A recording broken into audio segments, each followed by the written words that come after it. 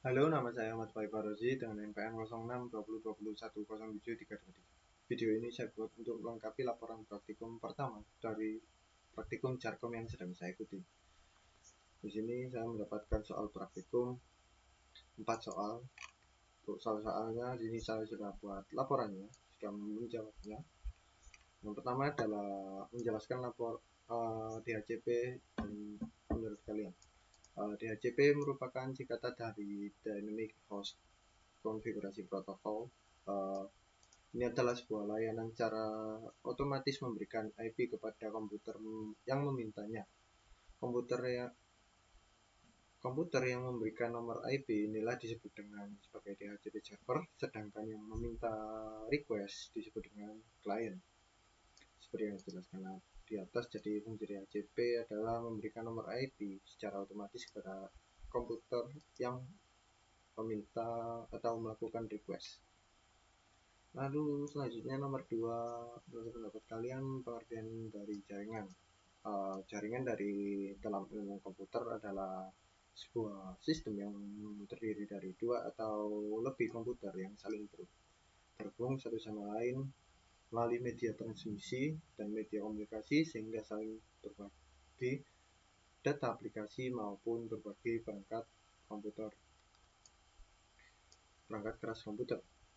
Jadi selanjutnya nomor 3, buatlah jaringan dengan menggunakan topologi mesh. Untuk topologi mesh ini seperti ini. Jadi seluruh komputer dan baik server ataupun komputer itu terhubung satu sama lain.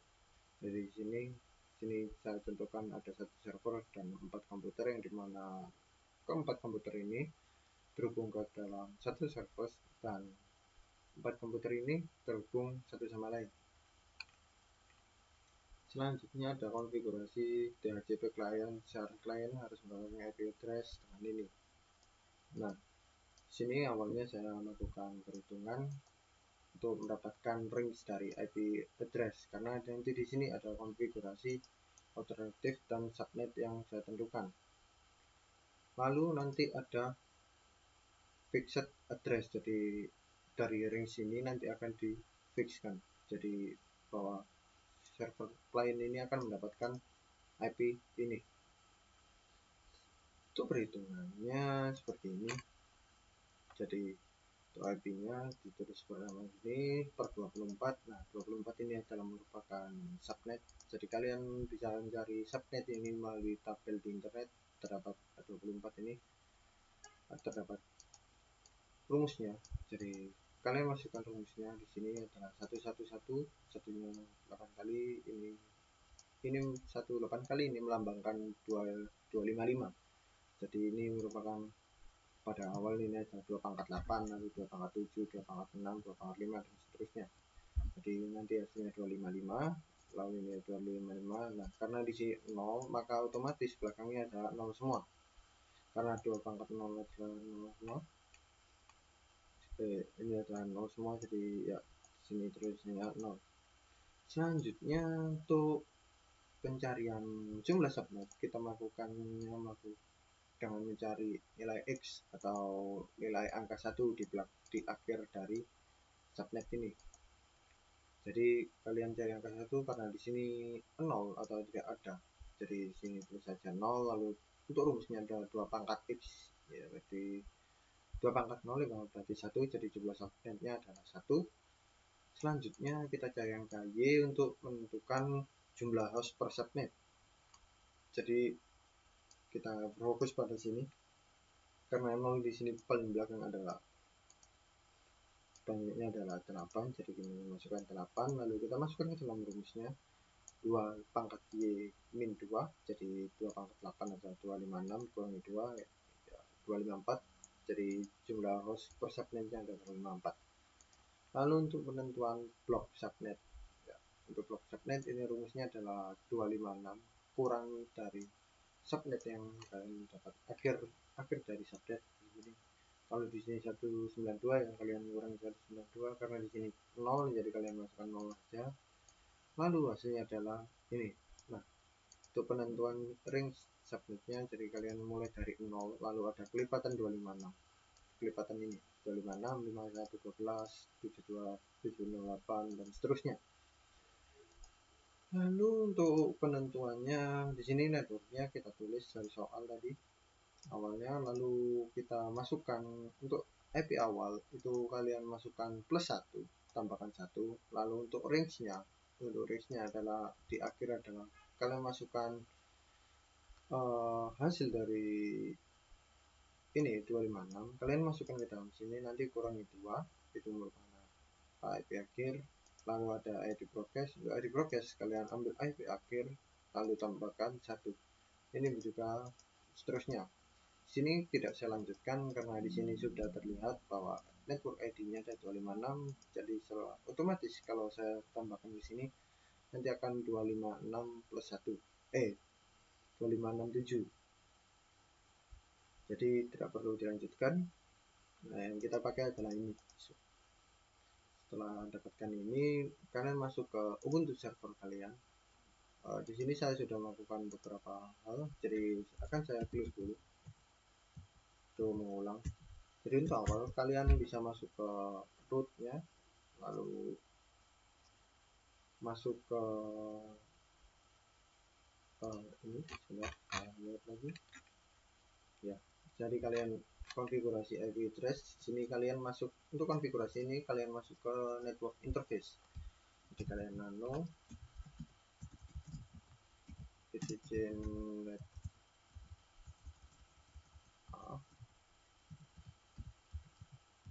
network interface. Oke, kalian enter. Nah, di sini ini awalnya adalah kosong addressnya, dan di sini adalah DHCP inetnya. Jadi kalian ubah ini statik dahulu seperti pada modul kedua. Jadi kalian masukkan IP addressnya yang dicari. Ini karena ini statik untuk server, jadi saya tentukan 1 di sini. Lalu ada subnetnya, lalu ada networknya, ini adalah IP network, ini ID network. Lalu selanjutnya adalah gateway-nya, kalian masukkan saja, ini terserah. Jadi kalian asalkan tidak sama dengan IP address yang ini statik karena kita tetapkan. Ketika kalian sudah, kalian bisa melakukan ini etc reset network. Jadi kalian enter, nanti hasilnya ketika kalian config, karena di sini saya sudah, dan hasilnya adalah address ini akan sama dengan yang kita konfigurasi dari address tadi.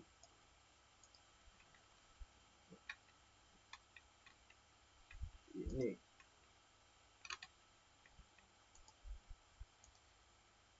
selanjutnya, itu langkah selanjutnya adalah melakukan editing pada server DHCP, karena di sini sudah statik karena pada percobaan pertama, modul pertama sudah statik.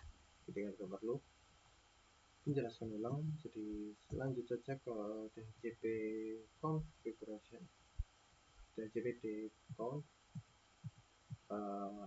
ini. Jadi kalian masuk ke DHCP untuk awal, jadi kalian masukkan subnet awal untuk menentukan range dari klien nanti IP address-nya. Jadi kalian masukkan subnetnya, ini adalah sub IP address-nya, kalian masukkan, lalu netmax-nya jumlahnya, lalu ada range-nya. Range-nya di sini karena sebenarnya range-nya 1 karena diminta kosong, mulai dari 0, jadi saya geser sini seperti ini. Sini saya IP kliennya saya set jadi 10, karena kalau semisal saya 254 terlalu banyak, jadi kita perkecil sampai 10. Lalu masukkan saja default list time, ini sama seperti contoh ini. Jadi kalian masukkan saja ini default list time seperti ini. Selanjutnya kalian konfigurasi pada host client. Jadi untuk ke bawah kalian ketikkan host lalu host client. Untuk hardware Ethernet ini ada hardware address-nya, jadi kalian coba lihat ke klien. Sebagai contoh, nah sini kan sudah saya coba dan sudah saya hasilkan. Nah di sini HWADR ini adalah addressnya, jadi kan settingkan samakan saja.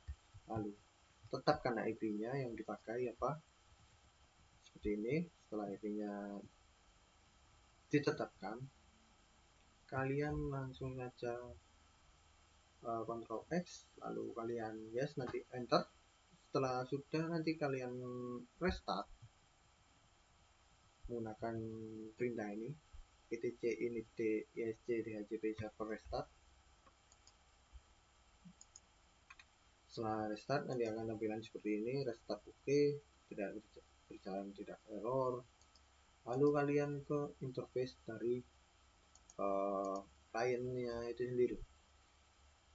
Setelah melakukan setting ke server, kalian masuk ke klien. Untuk interface klien, kalian konfigurasi seperti ini, pastikan sama. Lalu ada buat saja ITCP seperti ini, auto ENB0S3 sesuai tadi IP address dari IP tadi ya, ENB0S3. Untuk eFace initnya adalah DHCP. Setelah kalian konfigurasi, coba lakukan restart. Ketika kalian restart, nanti ketika berhasil, ketika ada simbol ini oke, ketika kalian coba lihat ini, karena di sini saya sudah lakukan percobaan.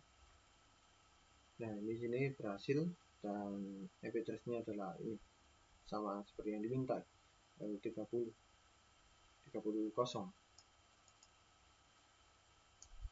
Di sini karena sebelumnya ini melakukan settingannya cukup sulit karena menunggu dari server ini. Ketika kalian nyalakan WiFi, ketika kalian merestart, pastikan WiFi kalian mati. Karena ketika kalian melakukan network restart, nanti akan ke dari IP dari WiFi kalian. Jadi pastikan untuk tidak terkoneksi ke internet agar mendapatkan hasil yang sesuai.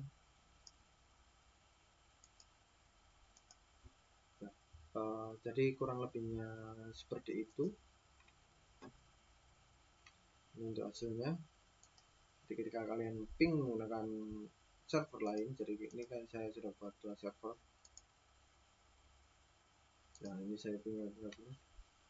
Dan kalian lihat saya sudah melakukan beberapa tes untuk melakukan ping server.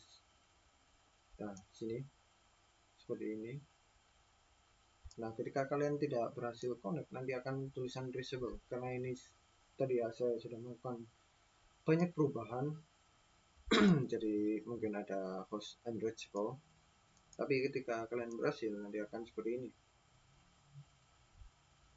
ada package request, 6 request dan sebagainya. Seperti itu saja penjelasan dari saya, kurang lebihnya mohon maaf. Wassalamualaikum warahmatullahi wabarakatuh.